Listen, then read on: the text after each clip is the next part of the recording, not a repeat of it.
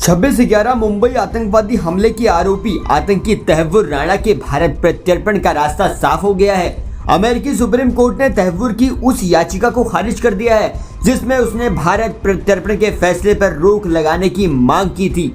उसने दलील दी थी कि अगर उसे भारत प्रत्यर्पित कर दिया जाता है तो उसे वहां मानसिक और शारीरिक रूप से प्रताड़ित किया जा सकता है।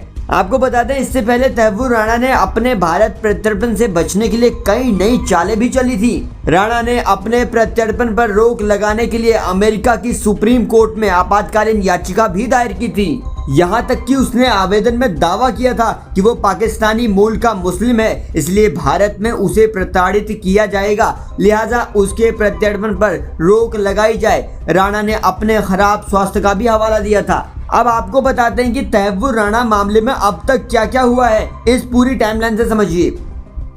13 नवंबर 2024 को अमेरिकी सुप्रीम कोर्ट में प्रत्यर्पण के खिलाफ याचिका दायर की थी। 16 दिसंबर 2024 को अमेरिकी सॉलिसिटर जनरल एलिजाबेथ प्रिलॉगर ने सुप्रीम कोर्ट से राणा की याचिका खारिज करने का अनुरोध किया। 21 जनवरी 2025 को अमेरिकी सुप्रीम कोर्ट ने राणा की याचिका खारिज कर दी, जिससे भारत में उनके प्रत्यर्पण का रास्ता साफ हुआ। सुप्रीम कोर्ट के फैसले के बाद अमेरिकी विदेश विभाग ने राणा के प्रत्यर्पण के संबंध में अगले कदमों का मूल्यांकन करने की घोषणा की। बता दें कि राणा के भारत प्रत्यर्पण की प्रक्रिया अब अपने अंतिम चरण में है, जिससे 26/11 हमले के पीड़ितों को न्याय मिलना अब तय माना जा रहा है। 26 नवंबर 2008 को 10 पाकिस्तानी आतंकियों के एक समूह ने अरब सागर में समुद्री मार्ग के जरिए भारत की वित्तीय राजधानी में घुसने के बाद एक रेलवे स्टेशन, 2 होटल और एक यहूदी केंद्र पर हमला किया था। लगभग 60 घंटे तक चले इस हमले में करीब 166 लोग मारे गए, जिसने पूरे देश को झकझोर दिया।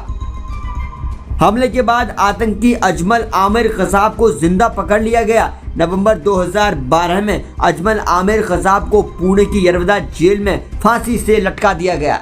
आगे आपको बताते हैं कि कौन है तहव्वुर हुसैन राणा। तहव्वुर हुसैन राणा का जन्म पाकिस्तान में हुआ है, वहीं परवरिश हुई। मेडिकल डिग्री हासिल करने के बाद वो पाकिस्तानी सेना के मेडिकल कोर में शामिल हो गया। राणा की पत्नी भी डॉक्टर हैं। साल 1997 में दोनों पति पत्नी कनाडा चले गए थे और 2001 में कनाडा के नागरिक बन गए। साल 2009 में अपनी गिरफ्तारी से कुछ साल पहले राणा ने अमेरिका के शिकागो में एक इमिग्रेशन और ट्रैवल एजेंसी खोली। कोर्ट में बताया गया कि शिकागो में डेविड कोलमैन हेडली के साथ उनकी पुरानी दोस्ती फिर से शुरू हो गई थी।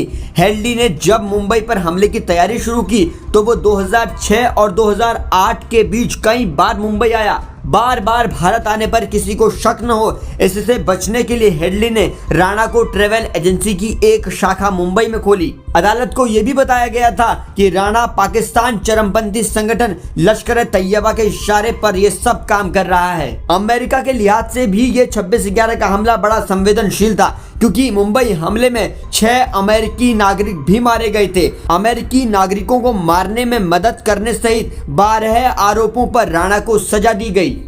और अब भारत के लिए बड़ी खबर यह है कि अमेरिकी सुप्रीम कोर्ट ने तहव्वुर की उस याचिका को खारिज कर दिया जिसमें उसने भारत प्रत्यर्पण के फैसले पर रोक लगाने की मांग की थी। इसलिए तहव्वुर बार बार अमेरिकी कोर्ट के सामने गिड़गिड़ा रहा था। तहव्वुर जानता है अगर वो भारत आएगा तो भारत में उसकी हालत क्या होगी।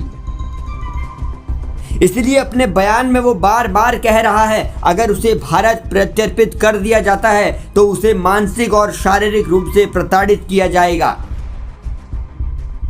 फिलहाल तहव्वुर का स्वास्थ्य भी ठीक नहीं है और ये भी नहीं पता है कि वो कितने दिन और जिंदा रह पाएगा।